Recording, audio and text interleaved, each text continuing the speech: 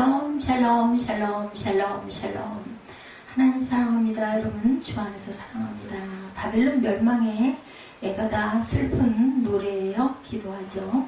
에게시록 18장 말씀입니다. 심판을 행하셨음이로다. 저는 20절에 보니까 이렇게 나와 있더라고요. 그에게 심판을 행하였음이라 하더라. 가테지자찌드허. 이런데 쉬운 말로 우리말로 다시 바꿔 썼습니다. 24절까지 있죠. 오늘 본문 중심이 9절에서 20절 내용인데 우리 전체적인 내용 한번 살펴보도록 하죠.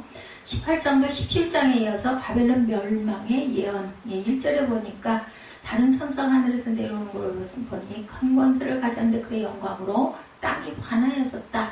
천사가 내려오는데 땅이 환하여집니다.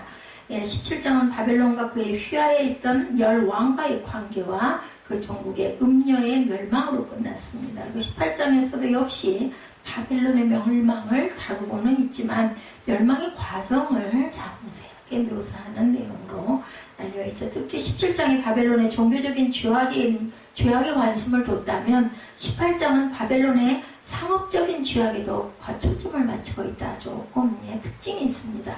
바벨론 멸망 선언이죠. 2절에 보면 힘찬 음성으로 외쳐 이르되 무너졌도다 무너졌도다 큰 성 바벨론이요 귀신의 처소와 각종 더러운 영이 모이는 곳과 각종 더럽고 가증한 새들이 모이는 것이 되었다. 귀신의 처소가 됐다 그러죠. 특징이 바벨론의 상업적인 죄악의 특징에 초점을 맞췄다.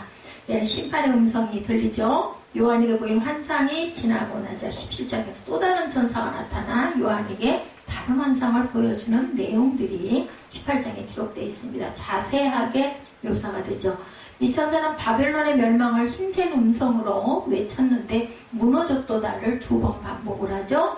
바벨론 대란 이중적인 철저한 심판을 의미하고 있습니다. 큰 성 바벨론은 과거에 상업적인 번창과 세속의 종교적인 중심지의 역할을 했지만 이제 멸망에서 2절에 보니까 뭐라 그래요? 귀신의 처소와 더러운 영이 모이는 곳 그리고 또한 각종 더럽고 가증한 새 모이는 것이 되었다 이렇게 증거합니다. 요새 귀신과 더러운 영, 새는 모두 악한 영을 가리키는 표현으로 바벨론이 멸망한 후에도 마귀의 거처가 될 것이다 라는 뜻을 갖고 있죠. 멸망 후에 황량한 모습에 대해서 이사야 13장 21절 22절에 오직 들짐승들이 거기에 엎드리고 부르짖는 짐승이 그들의 가옥에 가득하며 타조가 거기에 깃들이며 들양이 거기에서 뛸 것이요 이렇게 말씀하고 있습니다. 여기도 새가 타조가 나타납니다. 부르짖는 짐승들, 들짐승들이 엎드려 있고 황량한 모습이에요. 이사야 13장 22절에도 그의 궁성에는 승냥이가 부르짖을 것이요 화려하다는 궁정에는 들깨가 올 것이라. 그의 때가 가까우며 그의 날이 오래지 아니하리라. 망하는 곳은 이렇게 황량합니다. 황량한 광야는 악령의 거주지가 된다. 마가복음 5장 1절에서 3절입니다. 예수께서 바다 건너편 거라사인의 지방에 이르러 배에서 나오시며 더러운 귀신 들린 사람이 무덤사에서 나와 예수를 만나니라. 그 사람은 무덤사에 거처하는데 이제는 아무도 그의 쇠살로슬로도 맬 수 없게 되었다. 이렇게 얘기하죠. 거라사의 그 귀신 이야기. 바벨론에 대한 이사야의 책망이 이사야 47장 8절에 그러므로 사치하고 평안히 지내며 마음에 이르기를 나뿐이라 나 외에 다른 신이 없도다. 나는 과부로 지내지도 아니하며 자녀를 잃어버리는 일도 모르리라는 자요. 너는 이제 들을지어다. 이렇게 얘기합니다. 이사야가 책망을 하죠. 바벨론에게. 백성들을 향한 권고의 음성이 4절에 나타나 있습니다. 또 내가 들으니 하늘로부터 다른 음성이 나서 이르되 내 복성아 거기서 나와 그의 죄에 참여하지 말고 그가 받을 재앙들을 받지 말아라. 이렇게 말씀하는 음성이 들리죠.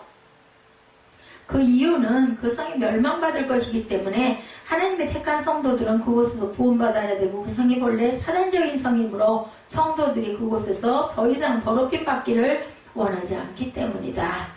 어느 시대에는 하나님은 죄악된 세상 가운데 나오라는 분리의 음성을 항상 말씀하고 계십니다.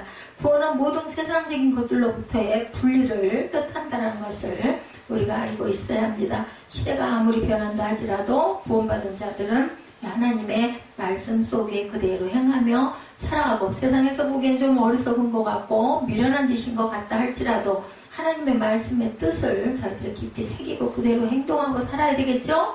하나님의 백성은 세상 가운데 살고 있지만 그들에게 절대 속하지 말고 분리되어야 된다. 나뉘어야 됩니다. 세상은 늘 자기를 영화롭게 하는 존재이지만 성도들은 자기가 아닌 그리스도를 영화롭게 하는 모습으로 행동하고 살아가야 되죠. 인생의 목표를 그곳에서 두어야 하는 사람들이죠. 세상은 언제나 죄를 짓는 기쁨, 향락으로 살지만 성도들은 그리스도를 기쁘시게 하기 위해서 살아가야 된다. 예수님이 소자에게 냉수한 것을 대접하는 것이 곧 나에게 하는 것이다 라고 말씀하셨어요. 우리는 너무 요즘에 자기 자신밖에 모르는 세상, 아주 정말 너무 메마르고 각박한 세상, 옆에서 누군가가 당하고 죽어도 나하고 상관없는 일이야 하고 고개 싹 돌리는 그런 세상에 사는데 성도들은 이래서는 안 되겠죠. 세상은 마음에 말하기를 나는 여왕으로 앉은 자여 과부가 아니라 결단코 애통을 당하지 아니라리라고 하며 교만을 떨지만 하나님은 세상 사람들에게 하루 동안의 재앙들이 일어 사망과 애통과 흉년을 겪을 것이다. 8절에 보면 그렇게 나와 있습니다. 7절에도 8절에도 7절에 그가 얼마나 자기를 영화롭게 하였으면 사치하였든지 그만큼 고통과 애통함으로 갚아주라. 그가 마음에 말하기를 나는 여왕으로 앉은 자요 과부가 아니라 결단코 애통함을 당하지 아니하리라 하니 8절에 그러므로 하루 동안에 그 재앙들이 이르니 뭐 사망과 애통함과 흉년이라 그가 또한 불에 살라지리니 그를 심판하시는 주 하나님은 강하신 자이심이라 불에 태워서 죽인다고 말씀하고 있습니다. 악과 함께 하지 않아야 되죠. 고린도후서 6장 14, 5절에 증거합니다. 너희는 믿지 않는 자와 멍에를 함께 매지 말라. 의와 불법이 어찌 함께하며 빛과 어둠이 어찌 사귀며 그리스도와 벨리알이 어찌 조화되며 믿는 자와 믿지 않는 자가 어찌 상관할 것이냐. 16절에 보니 하나님의 성전과 우상이 어찌 일치가 되리요. 우리는 살아계신 하나님의 성전이라. 이와 같이 하나님께서 이르시되 내가 그들 가운데 거하며 두루 행하여 나는 그들의 하나님이 되고 그들은 나의 백성이 되리라. 이렇게 말씀하셨어요. 아브라함을 갈대아에서 불러내시죠. 창세기 12장 1절에도 분리해서 불러내십니다. 여호와께서 아브라함에게 이르시되 너는 너의 고향과 친척과 아버지 집을 떠나 내가 네게 보여줄 땅으로 가라. 분리하는 모습입니다. 세상의 애곡이 9절에 나타나고 있습니다. 9절에 보니까 그와 함께 음행하고 사치하던 땅의 왕들이 그가 불타는 연기를 보고 유하여 울고 가슴을 치며 10절에 그의 고통을 무서워하여 멀리 서서 이르되 화이도다 화이도다 큰 성 견고한 성 바벨론이여 한 시간에 내 심판이 이르렀다 하리로다. 이렇게 말씀하죠. 한 시간에 내 심판이 이르렀다. 그들은 권세 있는 세상의 나라 바벨론의 그늘 아래 왕권을 누렸어요. 천년 만년 갈 것 같았죠. 바벨론의 권력에 도움을 주기도 했습니다. 돕기도 했습니다. 그들은 바벨론이 누리던 부유함과 사치를 나누어 가지고 죄악에 동참하고 바벨론이 망하게 될 때 가장 타격을 입은 것이 지극히 당연하다. 왕들의 애가가 에스겔 26장 16, 17절에서 그때 바다의 모든 왕이 그 구저에서 내려 조복을 벗고 수놓은 옷을 버리고 떨림을 입듯 하고 땅에 앉아 너로 말미암아 무시로 떨며 놀랄 것이며 그들이 너를 위하여 슬픈 노래를 불러 이르기를 항해자가 살았던 유명한 성읍이여 너와 너희 주민이 바닷 가운데 있어 견고하였도다. 해변의 모든 주민을 두렵게 하더니 어찌 그리 멸망하였는고. 멸망 절대 안 할 것 같았는데 이렇게 멸망을 해서 왕들이 애가를 지어서 불렀다라는 거예요. 땅의 상인들의 애곡이 나타납니다. 땅의 상인들이 그를 위하여 울고 애통하는 건 다시 그들의 상품을 사는 자가 없다. 11절에 그렇게 증거하고 있습니다. 다시는 땅의 상인들이 그 애통하는 것은 그들의 나의 상품을 살 사람이 없다고 애통한다는 거죠. 다음으로 애가는 상인들이 부르죠. 이 상인들은 다름 아닌 바벨론의 사치스러운 생활을 유지해주기 위해서 상품들을 공급하는 장사치들이죠. 이들 역시 왕들과 더불어 바벨론의 권력을 누렸어요. 돈을 잘 벌었겠죠. 사는 사람이 많았으니까. 돈이란 정치 권력과 더불어 사람들을 행복하고 편안하게 하는 것 지금도 그렇습니다. 아주 잘 사는 사람들은 세상이 어떻게 돌아가거나 돈 많은 사람들은 상관 안 하죠. 요한은 그 상인들이 바벨론을 위해 가져온 사치스러운 물건들을 보았어요. 각종 보석과 기호품 14절에 내 영혼을 탐하던 과실, 맛있는 것들, 빛난 것들이다. 이렇게 표현됩니다. 내 영혼이 탐하던 과일이 내게서 떠났으며 맛있는 것들과 빛난 것들이 다 없어졌으니 사람들이 결코 이것들을 다시 보지 못하리로다. 이 모든 것들 중에 필수품도 포함되어 있어요. 대부분 사치한 사치 생활을 하기에 그 모든 것들을 잘 반영해주는 내용입니다. 이런 사치한 생활은 그들의 방탕함과 하나님을 떠난 삶을 보여주는 증거죠. 보통 세상에서는 부자는 그 부로 더욱 돈을 긁어 모아 부를 유지하고, 그리고 따라서 상대적으로 가난한 자들은 더욱 가난하게 부익부, 빈익빈이라고 얘기하죠. 하나님은 부유함으로 대표적인 세속적인 풍조를 심판하신다. 그 상품들을 실어 나르던 해운업도 멸망을 받습니다. 따라서 해운업자들도 애곡을 하죠. 이들 상인들이나 해운업자들 중에 애곡은 사람이 살아가는 데 있어서 가치를 부여함에 든 불쌍한 자들의 말로를 보여주고 있어요. 오늘 본문에서 이 세상의 진정한 가치는 부가 아니라 하나님을 사랑하는 것, 그리고 친교와 믿음과 인간의 등을 모르는 자들은 불행한 인생의 결말을 맞을 수밖에 없다. 상인들이 하는 일에 대해서 에스겔 27장 12절에 다시스는 각종 보화와 풍부함으로 너와 거래하였으며 은과 철과 주석과 납을 내 물품과 바꿔왔다. 무역 상품들에 대해서 에스겔 27장 18절에 너희 제품이 많고 각종 보화가 풍부함으로 다메섹이 너와 거래하였으며 헬몬 포도주와 흰 양털을 너와 거래하였다. 이렇게 나타납니다. 세마포는 귀한 의복이라고 누가복음 16장 19절에 한 부자가 있어 자색옷과 고운 베옷을 입고 날마다 호화롭게 즐겼다라고 말씀합니다. 바벨론의 철저한 멸망이 21절에 묘사가 되어 있습니다. 21절 볼까요? 뭐라고 말씀하고 계시는지 21절 함께 읽어보도록 합니다. 이에 한 힘센 천사가 큰 맷돌 같은 돌을 들어 바다에 던져 이르되 큰 섬 바벨론이 이같이 비참하게 던져져 결코 보이지 아니하리로다. 이렇게 말씀하고 있죠. 왕들과 상인들과 해운업자들의 애가가 슬프고 다식적으로 울려 퍼진 후 힘센 천사가 큰 맷돌 같은 돌을 들어 바다에 던지며 큰 성 바벨론이 이같이 떨어져 결코 다시 보지 못하리로다고 외치죠. 그렇게 되면 이제 거무고 타는 자와 22절에 풍류하는 자와 퉁소 부는 자와 나팔 부는 자들의 소리가 또한 들리지 않게 될 것이다. 세공업자도 보이지 아니하고 맷돌 소리 들리지 아니할 것이다. 어떠한 세공업자든지 결코 다시 내 안에서 보이지 아니하고 맷돌 소리가 결코 다시 내 안에서 들리지 아니하겠다. 이것은 일상생활조차 제대로 영위되지 않을 것을 의미하고 있습니다. 23절에 등불빛도 보이지 않을 것이며 신랑과 신부의 결혼도 없어진다.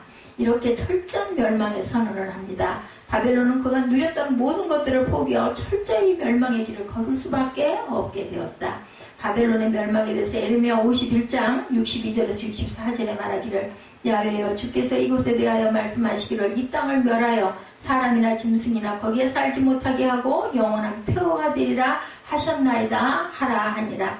너는 이 책 읽기를 다한 후에 책에 돌을 메어 유브라데 강 속에 던지며 말하기를 바벨론이 나의 재난 때문에 이같이 몰락하여 다시 일어나지 못하리니 그들이 피폐하리라 하라 하니라. 에레미야의 말이 이에 끝나니라. 이렇게 증거합니다. 에레미야 51장에 힘센 천사에 대해서 계시록 10장 1절에 나타납니다. 내가 보니 힘센 다른 천사가 구름을 입고 하늘에서 내려오는데 그 머리 위에 무지개가 있고 얼굴은 해 같고 그 발은 불기둥 같다. 얼굴은 해처럼 빛나나 봐요.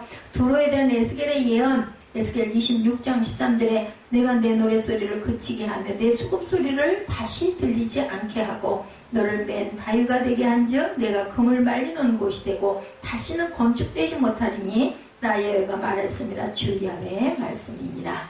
이렇게 증거합니다. 성도들이 흘린 피에 대한 하나님의 보응에 대해서 나타나죠.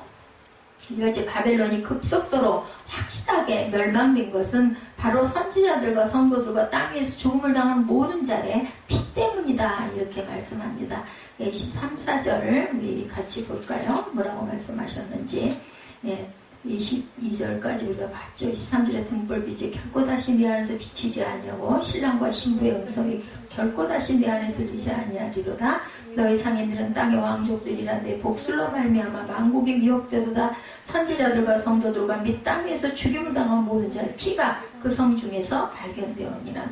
너무 피를 많이 흘려서 결국은 그것을 멸하신다. 하나님은 의인의 피에 대한 보응을 반드시 하신다라는 것. 세상의 번성과 하나님을 대적하는 현장에 그리스도인들의 순교가 없었던 적이 역사상에 없죠. 또한 이것은 종말에 가서도 반드시 한번 성취가 된다.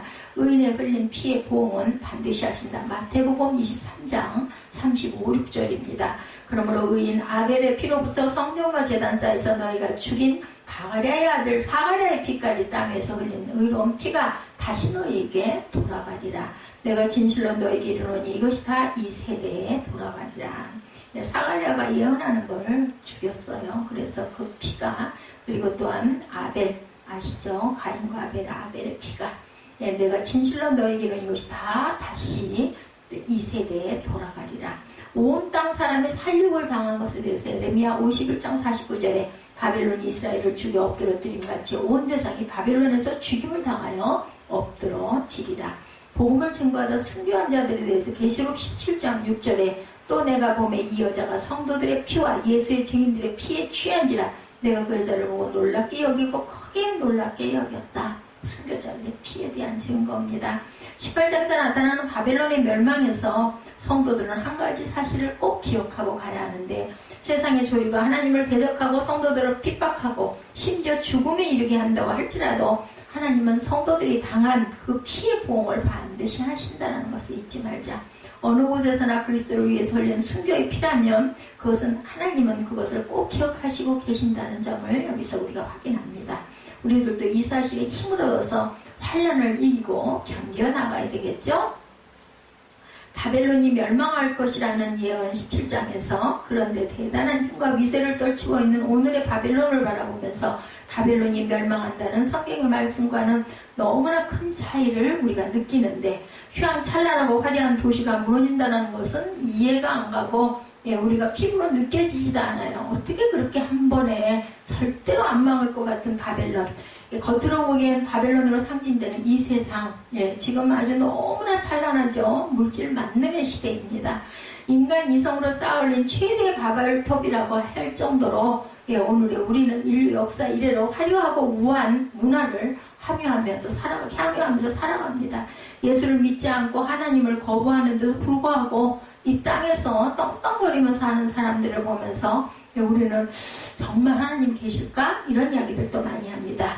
울산에 중심가에 가면 높은 빌딩들이 많이 있다고 그래요. 울산이 이렇게 창원, 울산 굉장히 번창돼 있죠.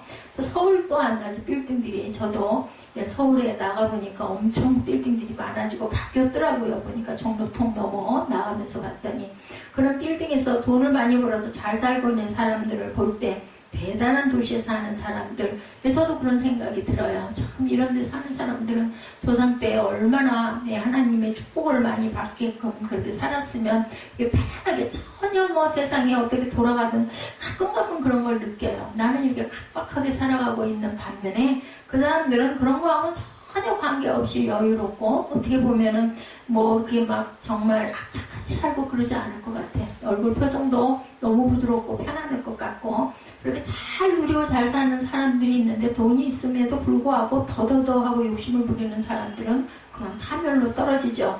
겉으로 보이는 모습이 전부가 아닌 거죠. 바벨론으로 상징되는 이 세상의 내부, 우리가 들여다보면 무너지고 파괴되어져가는 인간성, 그리고 환경을 제대로 한번 우리가 들여다본다면 비춰지고 있는 바벨론의 외부적인 오늘 말씀의 모습과 화려함과 영광스러움, 찬란함, 그런 것들의 대비가 되고 있다는 것. 하나님께서 호세아 선지자를 통해서 말씀하셨던 것처럼 오늘의 이 땅에는 진실도 없고 인애도 없고 하나님을 아는 지식도 없고 있다 하더라도 그건 성경이니까 이렇게들 넘어가죠. 오직 저주와 속임과 살인과 도둑질과 가는 분이고 포악하고 살육하고 학살이 그치지 않는 그러한 계속 반복적인 것. 제가 오죽하면 아들한테 이러이러했단다 이러고 얘기를 했더니 뭐라고 그러냐면요, 그렇게 착하게 그렇게 한다고 해서 알아주는 사람도 없고, 알아주라고 하는 건 아니잖아요. 그렇지만 작은 거 하나라도 우리는 내가 할 수 있는 것을 배려하면서 주변에 영향을 끼치고 살아가는 게 돈을 많이 들이고 나를 드러내려고 할 일이 아니라, 작은 거 하나, 누군가가 옷장 키를 욕탕에서 떨어뜨려가지고 누가 이거 누구 거냐고 물어봐도 아무도 씻기 바쁘고 들어가기 바쁘고 나가기 바쁘잖아요. 그러니까 이렇게 자기 거 있으면 전혀 상관 안 해요. 그래가지고 그냥 구퉁에다 휙 던져놓더라고요. 씻고는 아무 소리가 없어요. 아마 수영하는 어떤 사람이 잘못해서 흘리고 갔는지. 그래서 아무 소리도 않고 끝나고 들고 나와가지고 번호에다가 옷장 그 번호에다 갖다 가만히 끼워놓고 거기 일하시는 분에게 이 21번이 번호표가 이렇던데 나중에 나오면 엄청 찾을 거라고 알려주라고 이렇게 해서 나왔어요. 그냥 마음이 그냥 좋아요. 그렇게 하고 나오면. 근데 얘기가 뭐라 그러냐면은 10대 소년의 목소리에서 그렇게 한다고 누가 알아주는 사람도 없고 이런 세상이에요. 그거 자동차가 거꾸로 삐뚤어져 있거나 말거나 아이고 나하고 무슨 관계야? 그러고는 그 고발이 바쁘죠. 이거 이렇게 하니까 반드시 하라고 한 번만 밀어놓으면 반드시 될걸.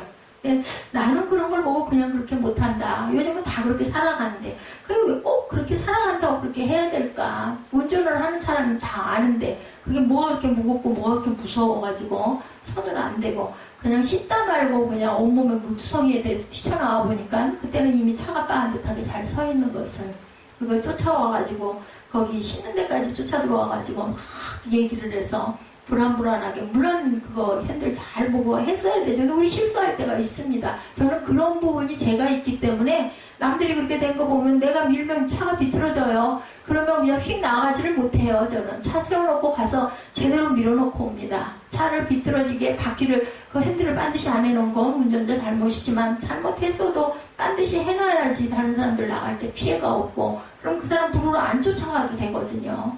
그래서 참 그런 부분들이 참 어제 오늘 참 생각을 많이 했어요. 어디까지 성도들이라면 그런 걸 한 번쯤은 좀 생각을 해보고 남에게 좀 좋은 영향을 끼칠 수 있다면 내가 조금 귀찮아도 유집사도 그 얘기 하더라고요. 그거 무겁고 남의 걸 뭐하러 만지면 뭐 말끝마다 뭐 말을 할 수가 없어. 너무나 똑똑해서 맞겠죠. 그게 옳은 말이지만 그렇게 대답하면 안 되죠.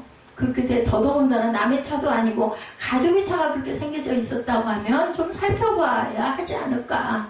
참 그래서 마음이 아주 아프고 슬펐어요. 이틀 동안 누구하고 얘기하고 싶지도 않고 뭐 이거를 그렇게 하지 마 그러면 안 돼. 그래도 우린 좀 달라야지 이런 말을 제가 할 수가 없어. 제가 너무 부족하기 때문에 오직 있는 것은 살벌하게 상대의 피를 흘리게 만드는 전쟁터 같아요. 또 아침에 일어나면은 새벽이면은 뭐 그전에는 예배 준비하느라고 일어나서 움직이고 이렇게 시간 봐가면서 계속 깨있죠. 4시 몇 분에 깰 때도 있고 2시 몇 분에 깰 때도 있고 하니까. 근데 요즘엔 또 깜빡깜빡 자기도 해요. 잘. 그런데도 뭐 4시 한 3, 40분부터는 계속 깨있으니까. 전에는 예배 준비가 첫째인데 지금은 아예 깨우는 게 기준이 돼서 우리가 새벽 예배가 좀 늦죠. 그렇기 때문에 제 시간에 꼭 누가 오든 안 오든 상관없이 저는 제 시간에 드리려고 노력을 합니다. 아이를 깨우는 것부터 시작을 하는데 눈을 뜨면 누워서 묵상을 하거나 앉아서 묵상을 하거나 준비를 하고 다니면서 묵상을 하거나 하는 게 오늘은 또 무슨 일이 일어날까. 이제는 그 슬슬 제가 믿음이 약해서 그런지 마음이 연약해서 그런지는 모르겠지만 전에는 그런 생각 한 번도 안 했어요. 그냥 뭐 눈 뜨면 뭐 오늘 하루도 또 뭐 오늘은 무슨 계획 있고 이렇게 해야지 미리 전날 생각을 하기도 하고 뭐 일주일 단위로 생각을 하기도 하는데 이제는 그게 아니라 그런 흐름은 있다 할지라도 아침에 눈을 뜨면서 오늘은 또 무슨 일이 일어날까. 별일 없이 무탈하게 하루가 잘 평강 가운데 흘러가기를 그걸 기도를 하고 있더라고요. 남을 짓밟고 죽이고 올라서야만 살아남을 수 있는 생존의 법칙이 존재할 뿐이라는 게 느껴져요. 참 그거 안 가고 싶은데 안 갈 수도 없고 안 가면 그런 느낌, 그런 불편, 그런 것 때문에 가슴 졸이고 막 신경 쓰고 다시는 정말 그렇게 중간주차 안 하고 싶은데 요즘에 또 연일 그렇게 늦어가지고 여러 가지 이것저것 정리하고 뭐 하다 보면 늦어가지고 가면 주차할 자리가 없어가지고 또 할 수 없이 또 그저께 그 일 있고 또 어저께도 또 그 중간주차를 했는데 아주 그냥 한 20분을 거기서 망설이다가 방법이 없어가지고 핸들을 보고 또 보고 돌리고 또 돌리고 하고는 맨 끝에다가 끌어다 놓고는 별일이 없었습니다만은 그걸 당해봐야 제가 그러면서 한편으로 너무 경험을 그동안 너무 편하게 살아서 그냥 차 탁탁 대주면 그냥 그런가 보다 하고 내리고 이렇게 했던 내가 그런 부분들이 정말 부족했구나. 예전에는 내가 어떻게 살았는지 이해가 안 가요. 예전에는 그 전국을 돌아다니기도 하고 차를 끌고 겁도 없이 무섭지도 않고 한번 타이어가 펑크가 나가지고 타이어가 찢어지고 나니까 길이 무섭더라고요. 바닥이. 자신이 없으니까 가진 게 많지가 않다 보니까 탈 한 번 났다가는 큰일이니까 그런 부분에 매여가지고 마음이 아주 불안한 그런 삶을 살아가고 있습니다. 인간의 내면에는 채울 수 없는 공허들이 이렇게 있는 거 모르고 산 거예요. 제가 예전부터 몇십 년 전부터 그런 걸 좀 느끼면서 살았더라면 아마 오늘이 그렇게 힘들지는 않을 건데 전혀 그런 걸 모르고 살다가 지금 한 10년 동안의 이런 고통을 이렇게 엄청나게 심하게 받는 거죠. 바벨론의 외모는 인공적인 아름다움에 불과하다는 거, 바벨론의 외투는 사치와 꾸밈에 불과하다는 거, 제가 그런 바벨론 시대를 이렇게 살고 있었던 것 같습니다. 속이 너무나도 허전하기 때문에 나 아닌 나로 대접받고자 하는 공허한 몸짓들이 또한 얼마나 많았었는지 그냥 제가 이 설교 준비를 하면서 제 자신하고 이렇게 비춰봤어요. 예, 무너질 수밖에 없는 세상을 그렇게 살았구나. 내가 누구를 탓할 것도 아니고 하나님을 사랑하고 하나님을 믿는다고 하면서도 정말 바벨론 같은 그러한 삶을 지금 여기 이 고백되어지는 그러한 계시록 18장의 내용과 같은 그런 삶을 내가 살진 않았는지, 우리가 이것을 제대로 볼 수 있는 눈만 있다면, 그죠? 이 세상의 바벨론은 장차 무너질 성이지만 이미 무너진 성이라는 것을 우리가 알 수 있고 알아야 되겠다. 세상도 마찬가지고 내 그 지난 삶도 바벨론 성은 아니었을까? 그런 부분이 정말 너무너무 많이 닮아있는 부분이 많았구나. 그러므로 그런 사람이 무슨 말을 하겠어요. 예, 영안을 열어서 바벨론에 드려진 죽음의 그림자를 제대로 볼 수 있는 저와 여러분들이 되시기를, 저는 그렇다 치더라도 여러분들이 되시기를 주님의 이름으로 축복합니다. 음녀 바벨론 속에 들어가서 같이 죄악 가운데 뒹굴면 돈도 들어오고 권력과 인기도 들어오기 때문에 일시적으로 성공했다고, 저도 그런 시절이 있었거든요. 참 잘 됐고 하는 것마다 탁 찍는 것마다 그랬었는데 결국은 그걸로 고통을 당하고 아직도 그것에 올무에서 벗어나지를 못하고 있습니다. 하나님의 백성이 이 세상에 죄악된 것을 사랑해서 그 속에 들어가서 같이 음행하고 세상밖에 없는 줄을 알고 그것에 같이 뒹굴고 있으면 영적으로 간음하는 자들이라는 거. 간음이라는 게 꼭 육적인 간음만이 간음은 아니죠. 세상과 벗된 것이 하나님과 원수됨을 알지 못하느냐고 하나님 말씀하셨습니다. 세상에 죄악과 같이 뒹굴고 있으니까 하나님과는 원수되는 짓이라는 거예요. 그렇기 때문에 참 타락한 창녀의 문화가 주는 이 세상의 화려함과 달콤함이 취해서 그 속에서 뒹굴다 장차 주님 앞에서 부끄러움을 당하지 않기를 주의 이름으로 축복합니다. 지금은 도시들이 엄청 대단한 모습들이에요. 그죠? 정말 순간순간 변해요. 여기 풍무동도 엄청 많이 변했어요. 그 사이사이 가보니까 정말 빌딩의 숲이 이루어지고 있는 걸 보면서 너무 많이 변했더라고요. 언제 거기가 그렇게 들판, 벌판, 무슨 비닐하우스가 있는 자리였나 싶을 정도로 너무 달라지고 너무 변했어요. 주님께서 이 땅에 오실 때 믿음에 근거한 선악을 따라 심판하시고 모든 것들을 새롭게 하셔서 하나님의 백성들이 완벽한 평화와 정의의 축복을 누릴 수 있는 새로운 세계를 분명히 만드실 것이고, 그 세계가 오기 바로 전인 인간의 교만함으로 세워진 바벨론으로의 상징되는 옛 세계는 다 망한다라는 것이 오늘 18장 내용입니다. 오늘 본문에 보면 하나님을 거부하고 대적했던 바벨론으로 상징되는 이 세상이 확실하게 망할 뿐만이 아니라 멸망이 어느 날 갑작스럽게 일어난다. 절대로 그렇지 않을 것 같은 예루살렘 성전도 얼마나 난공불락이라고 했죠? 그런데도 그냥 망하죠. 본 10절을 읽어보면 그의 고통을 무서워하여 멀리 서서 이르되 화이토다 화이토다 큰 성 견고한 성 바벨론이여 한 시간에 내 심판이 이르렀다 하리로다. 큰 성 견고한 성 바벨론이다. 큰 성 견고한 성이라는 단어에서 볼 수 있듯이 음녀 바벨론의 어마어마한 규모와 견고한 성은 사도 요한 당시에 작고 초라한 교회와는 너무도 대조가 되죠. 더구나 7절에서 음녀 바벨론은 자신을 가리켜 나는 모두를 지배하는 여왕이요 과부가 아니기 때문에 눈물을 흘릴 일이 없다. 자신이 만만해요. 교만하죠. 절정의 자부심과 교만함을 보여줍니다. 그런데 그 바벨론이 결국에는 하나님의 심판에 의해서 절대로 아닐 것 같은 곳이 갑작스럽게 꺾여질 것이다. 소련이 영원할 것 같았는데 제 어린 날 그 기억이 지금도 생생합니다. 소련하고 미국, 그죠? 항상 미소였어요. 미소. 근데 정말 소련은 저 공산당은 언제 무너질 것인가, 절대로 안 무너질 것 같은데 어느 날 갑자기 소련이 무너졌다는 소리를 제가 듣고 깜짝 놀랐었던 것처럼 어느 순간 17절과 19절에 1시간에라고 했고 8절에는 하루 동안이라는 말을 썼어요. 같은 의미예요. 뭐 시간이나 하루나 이런 부분은 상징적인 표현이죠. 요한노릇을 있는 음녀 바벨론이 과거로 전락되는 멸망의 순간에 예고도 없이 어느 순간에 갑자기 일어나게 된다라는 겁니다. 하나님의 백성들을 박해하고 죽이는 일에 앞장섰던 바벨론은 대단한 도성이었습니다. 그 황제의 말 한마디면 온 천하가 벌벌 떠던 로마보다 아마 더 대단했던 것 같아요. 그러나 그 바벨론이 그 로마가 하루 동안에 1시간에 신속하게 망한다. 얼른 보면 굉장히 오래 갈 것 같았는데 영원히 멸망하지 않는다고 그랬죠? 네, 로마.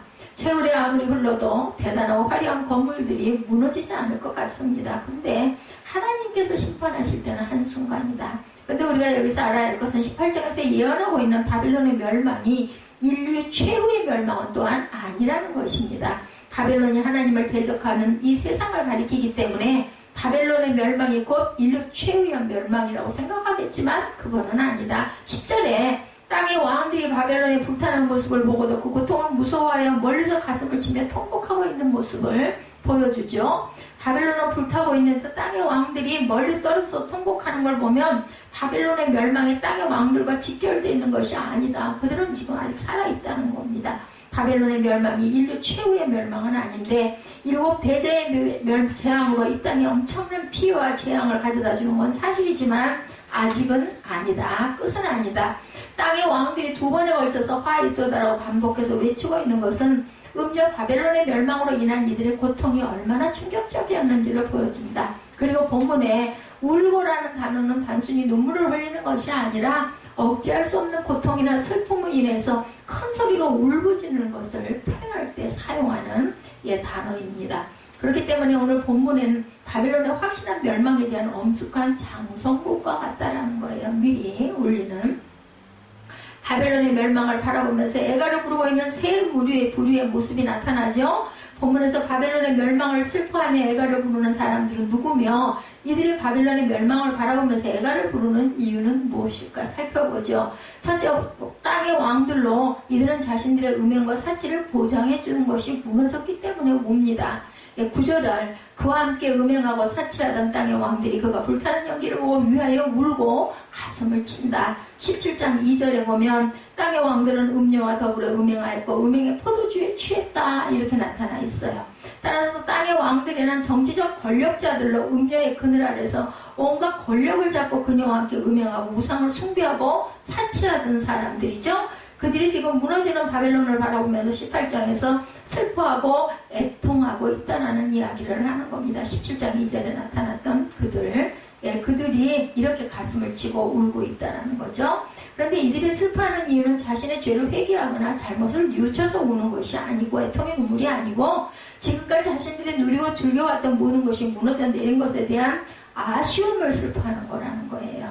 근데 본문에서 음녀 바벨론의 멸망을 풀사는 연기로 형상화를 하죠. 이것은 고대 전쟁과 밀접한 관련이 있는데 고대 전쟁에서 성이 불타서 연기가 자욱한 것은 그 성의 파멸을 당연히 의미하는 거겠죠. 거기다가 보다라는 단어가 그냥 단순히 목격하다는 것이 아니라 큰 관심을 가지고 주시하다는 의미로 현재 진행형을 쓰고 있습니다.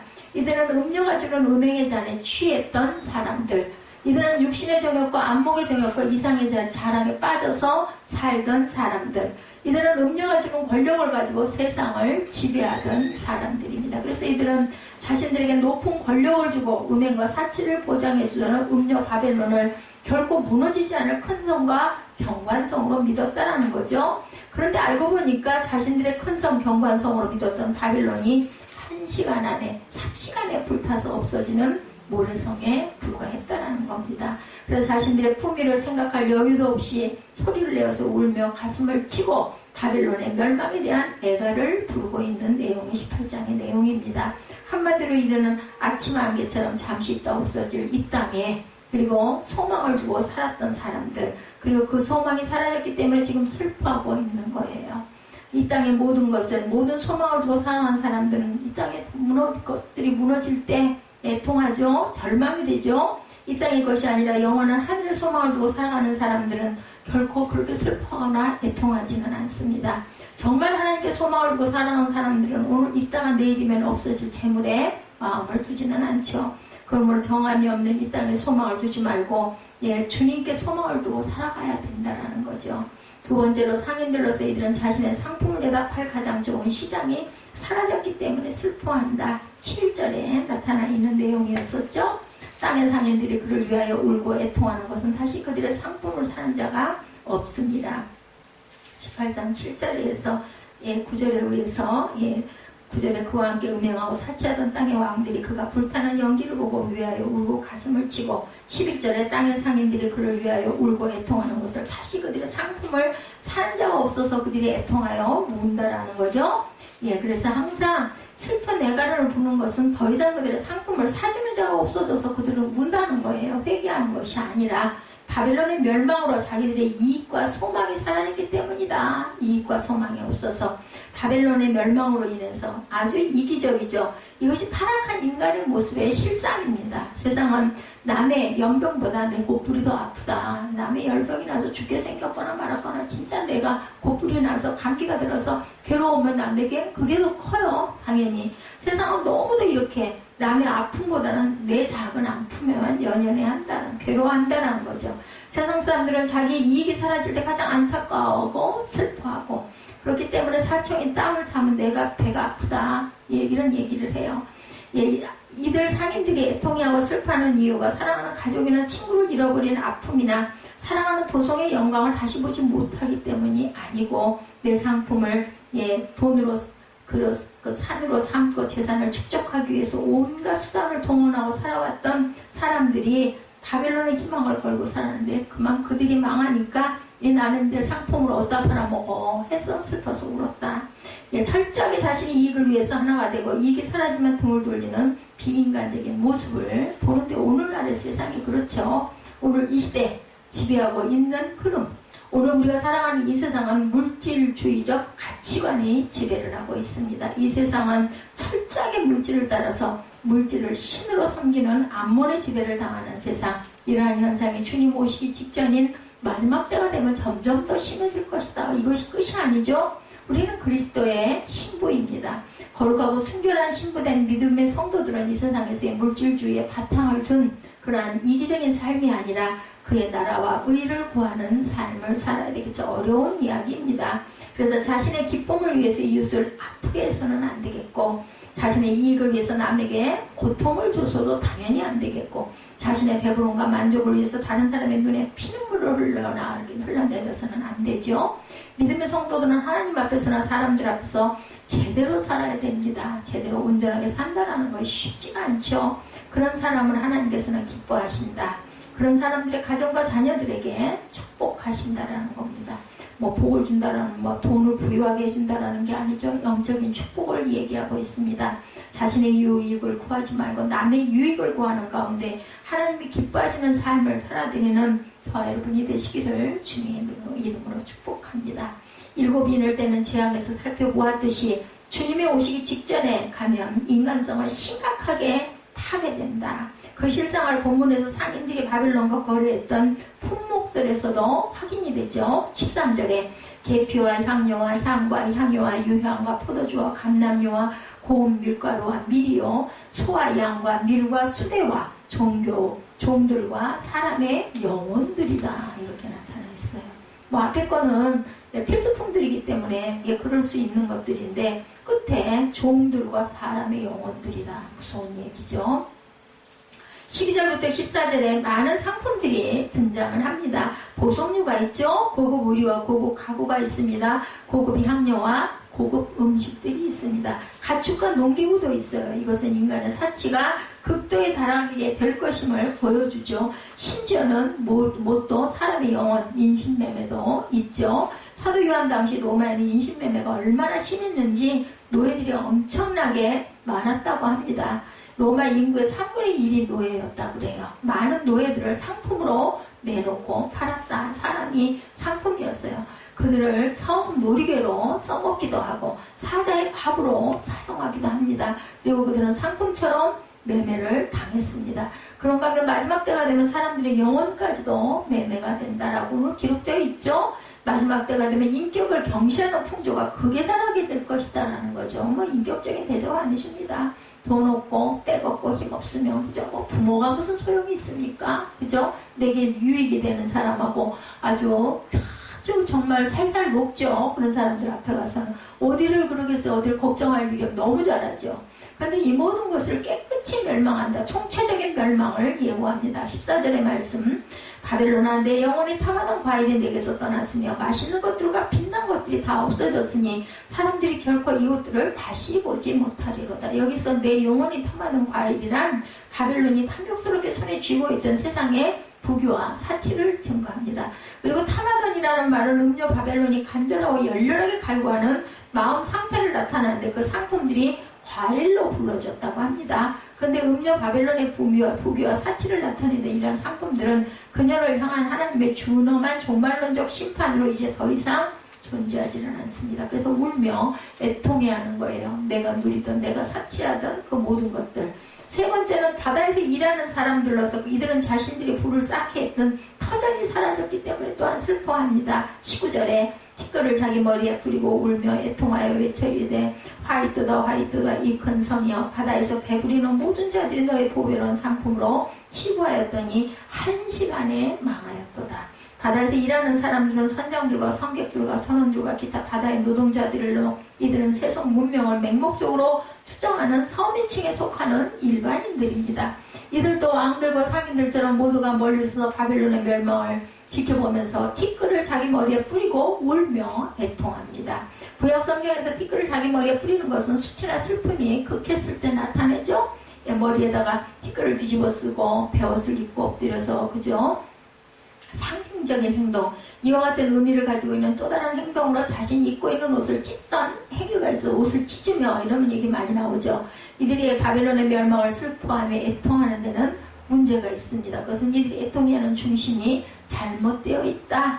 이들이 이토록 철저하게 슬퍼하고 애통하며 애가를 부르는 이유, 바벨론의 멸망으로 인해서 자신들의 부의 원천이 사라졌기 때문에 웁니다. 저들이 결코 동반자 바벨론의 멸망 그 자체가 슬퍼서 애통한 것이 아니라 불에 태워지는 바벨론을 긍휼히 여기서 하나님의 진노의 심판을 거둬달라고 하나님께 호소하는 것이 아니라 음료 바벨론이 물건을 사고 소비하는 덕분에 부를 얻을 수 있었는데 그 터전이 없어지는 게 슬퍼서 애통하는 거다. 이렇게 18장에 보면 여러 종류의 사람들이 등장하죠. 땅의 왕들과 상인들과 선장과 성객과 선원들과 바다에서 이르는 무역업자들, 이들은 큰 성 바벨론이 불에 태워지며 나는 연기를 바라보면서 지금 애통하고 있습니다. 근데 음료 바벨론과 관련된 일이 바벨론의 멸망에 대해서 애가를 부르는 이유는 바벨론에 대한 우정이나 내면적 사랑 때문이 아니고 바벨론의 멸망함으로 인해 생기는 손실로 인한 슬픔으로 우리가 보여지죠. 본문은 마지막 때에 나타날 도덕적 영적 타락성을 그대로 보여줍니다. 바벨론과 관련된 이들에게 두 가지 잘못된 인간성을 보게 되는데, 하나는 물질을 최고로 섬기는 물질주의적 가치관. 본문의 바벨론과 관련된 사람들이 바벨론을 어떻게 이해를 하고 있었는가를 알 수가 있죠. 큰 성, 경관성. 상인들은 사치스러운 옷과 보석으로 꾸민 부유한 큰 성이라고 표현합니다. 바다 사람들은 보배로운 상품으로 무역하던 큰 성이라고 말합니다. 바다 사람들이 특별히 이 큰 성과 같은 성이 어디 있느냐? 질문하죠. 바벨론이 대단한 성이었다. 이런 성이 어디 있겠니? 이렇게 얘기합니다. 이들에게 있어서 바벨론은 자신들의 권력을 누리고 부를 쌓을 수 있도록 해주던 큰 성이었어요. 뭐라고요? 제가 그 얘기 들은 것 같은데, 큰 삼촌이라고 그러던가요? 그레이트 삼촌이라고 그러던가요? 예지가 그런다면서요? 그 사업국장님, 그 바깥분에게 그레이트 삼촌이라고 얘기한다고 그러더라고요.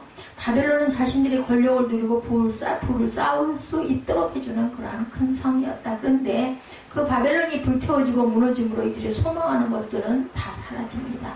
울고 애통하며 바벨론의 멸망에 대한 애가를 오죽이나 하며 부르고 있는 거예요. 철저하게 권력과 물질을 사랑했던 사람들, 이것이 오늘 현대인들에게 발가벗겨진 모습이라는 것. 오늘 우리 시대의 물질은 하나님과 대등한 위치에 올라선 현대인들의 우상입니다. 거의 하나님과 맞먹는 존재로 숭상을 받죠. 물질 앞에서 옷도 벗고 인간이야이지 또 서슴지 않고 합니다. 물질 때문에 사람도 유괴하고 죽이고 또한 고결한 인간의 가치와 아름다움을 짓밟는 세상이 되고 말았습니다.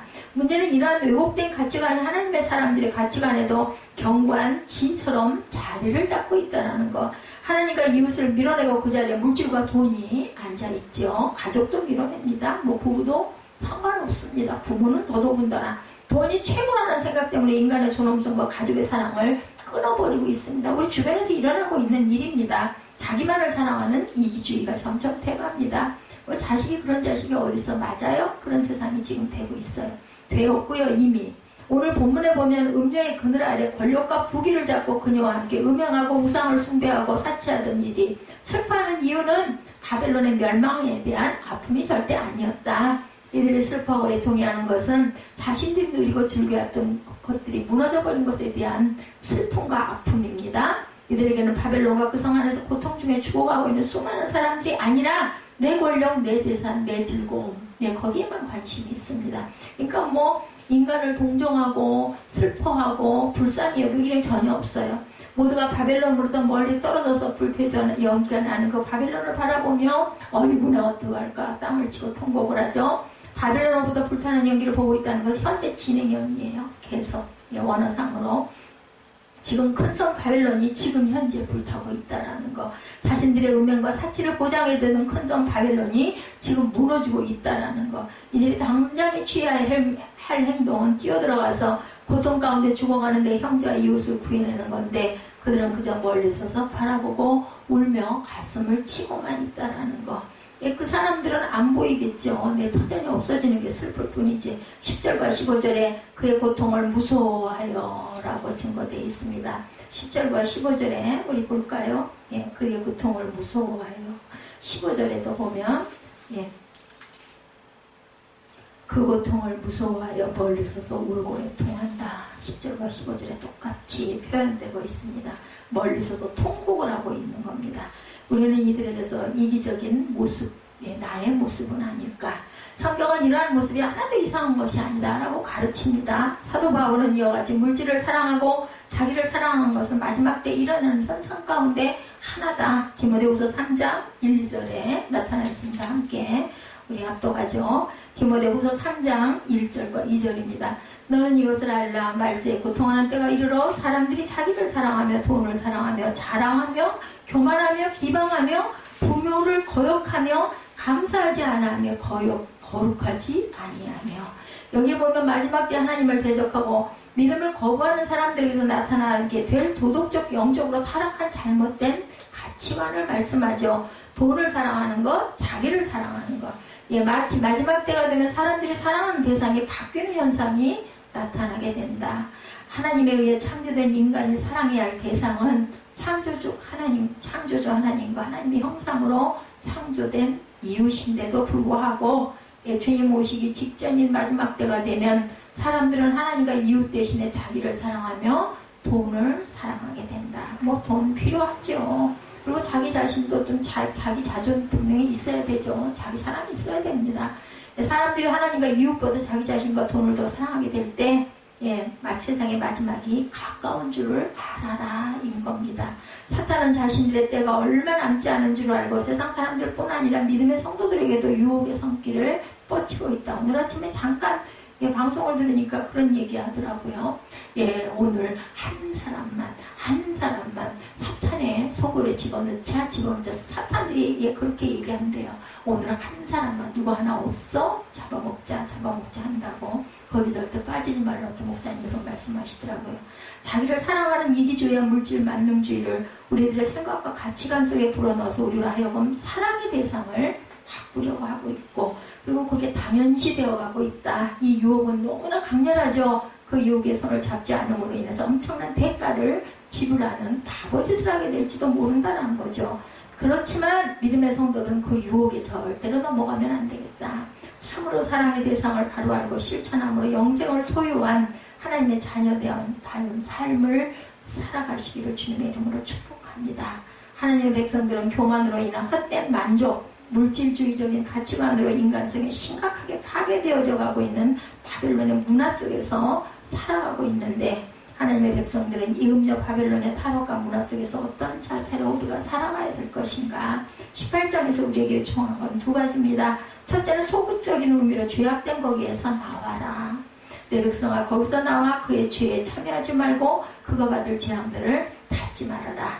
음녀 바벨론으로 상징되는 이 세상의 문화는 마지막 때에 향후에 갈수록 점점 더 악해져 갈 것이다 라고 이야기를 하고 있죠. 네, 1, 2절에 보면 이일 후에 다른 천사가 하늘에 내려오는 것을 보니 큰 권세를 가졌는데 그 영광으로 땅이 환해졌다. 2절에 힘찬 음성으로 외쳐 이르되 무너졌다 무너졌다. 큰 성 바벨론이여 귀신에 쳐서 각종 더러운 영이 모이는 곳과 각종 더럽고 가증한 새들이 모이는 곳이 되었다다. 그 음행의 진노의 포도주로 말미암아 만국이 무너졌으며 땅의 왕들이 그와 더불어 음행하였으며 땅의 상인들도 그 사지의 세력으로 치부하였도다 하더라. 그의 죄는 하늘에 사무쳤으니 하나님은 그의 불의한 일을 기억하신지라.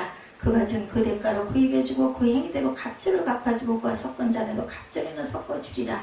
그가 얼마나 자기를 영화롭게 하였으며 사치하였든지 그만큼 고통과 애통함으로 갚아주라. 그가 마음에 말하기를 나는 여왕으로 앉은 자의 과부가 아니라 결단코 애통함을 당하지 아니라 한다고 말씀하고 있죠. 이렇게 말씀합니다. 이 세상의 문화 마지막 때를 갈수록 점점 더 악해져 간다. 하나님의 백성들은 그들이 저지르는 죄에 절대로 참여해서는 안 되겠고, 아예 세상 문화 밤을 쌓고 살아가는 것은 절대 아닙니다. 그렇게 하는 것은 성경적이 다른 자세가 아니죠. 기독교적인 세계관은 하나님과 세상에 대한 이완론적인 삶의 태도를 절대로 허락하지 않습니다. 예, 그것은 오늘은 우리는 바벨론 도성에 살아가고 있는데, 중요한 것은 바벨론 안에 사는 것이 아니라 바벨론이 우리 안에 살지 못하게 하는 것이 중요하다. 세상 가운데서 하나님의 백성으로서의 정체성을 잃지 말고 살아가야 되겠다. 유혹이 더 많아요. 그래서 살기가 더 어렵습니다. 어떤 게 옳은지 가끔은 너무너무 많이 헷갈리고 나오자마자 바보 같은 짓을 하고 있는 거 아니야? 이럴 때가 있지만 하나님의 말씀대로 우리는 살아가야 되겠다. 예수님의 말씀하시죠? 예, 하나님을 사랑하라. 내 이웃을 사랑하라. 하나님의 백성들은 죄에서 나와야 되고, 그러기 위해서 무엇보다 정확한 죄의 실체를 볼 수 있는 자리에 서야 되겠다. 인간은 별 수 없는 존재, 한순간의 결심만으로 큰 성 바벨론을 우리는 이길 수가 없습니다. 지속적이고 규칙적으로 주님을 만날 수 있는 자리에 나아가고, 예, 주님의 말씀 속에서 우리가 내가 나아가야 할 길을 온전하게 밝게 깨달아 알아야 되겠다. 예, 뭐 큐티, 뭐 새벽기도, 또 아니면 예, 교회마다 또한 저녁기도도 있더라고요. 성경 읽기, 예, 그리고 또한 예배, 이 부분밖에 없죠. 예, 또한 하루 중 본인이 편한 시간에 마음으로 기도할 수도 있고, 누워서 쉬면서도 기도할 수 있고, 저처럼 수영하면서 기도하는 사람도 있지 않을까. 두 번째는 보다 적극적으로 기뻐하라. 20절이죠. 하늘과 성도들과 사도들과 선지자들아 그로 말미암아 즐거워하라. 하나님이 너희를 위하여 그에게 심판을 행하셨음이라 하더라. 하늘과 성도들과 사도들과 선지자들아 그로 말미암아 즐거워하라. 즐거워하라는 것은 바벨론의 멸망을 통쾌하게 바라보라는 그런 말씀이 아니고, 바벨론이 철저하게 무너져 내리는 걸 보면서 바벨론을 향하여 통곡하는 사람들의 모습을 우리가 보면서 우리가 추구하는 어린 양의 길이 진짜 부유하게 되고 풍성하게 사는 길이라는 확신에서 생겨나는 기쁨을 가지라는 거죠. 예, 바벨론은 결국 멸망한다는 거. 때때로 바벨론에 더 깊이 들어가지 못하고 바벨론과 온전히 하나 되지를 못해서 손해를 본 것 같은 상실감에 빠질 때도 있을 거예요. 내가 바보, 온전하게 살지 못하고 미련하게 바보처럼 살고 있나 이런 생각이 들 때도 있습니다. 그리스도를 구주로 믿는다고 하면서도 마음 한쪽 구석에 음녀 바벨론의 문화를 사랑하고 그 속을 동경하고 그 음행에 취해지고 싶을 때도 있다라는 거죠. 우리가 주님을 믿는 믿음 때문에 음녀 바벨론이 던져주는 사치와 향락과 세상적인 기쁨을 누리지 못한다고 할지라도 그것과 비교할 수 없는 하나님이 주시는 기쁨이 분명히 있다는 것은 우리는 알아야 된다. 또 압니다. 그렇기 때문에 그것을 우리가 지키고 갈 줄 알아야 되겠다. 세상이 주는 것과는 차원이 다른 기쁨이죠. 세상이 줄 수 없는 기쁨입니다. 그 기쁨을 누리고 음녀 바벨론이 주는 기쁨을 버리겠다는 결심만 해서는 안 되고 하나님이 주시는 샘솟듯한 기쁨을 우리가 소유하고 가야 되겠다. 구하면 주시죠. 예, 하나님께서 주시는 기쁨을 갖고 싶습니다. 우리가 구하는 저와 여러분들이 되시겠습니다. 세상이 주는 어떤 기쁨도 기쁨이 될 수가 없죠. 하나님이 주시는 기쁨을 맛보고 장차 완성된 천국에 참여해서 누리게 될 영원한 기쁨을 바라보는 사람은 잠시 세상에서 누리는 죄악의 낙을 절대로 바라보지 않습니다. 하늘의 기쁨을 맛보아 아는 저와 여러분이 되시기를 주님의 이름으로 축복합니다.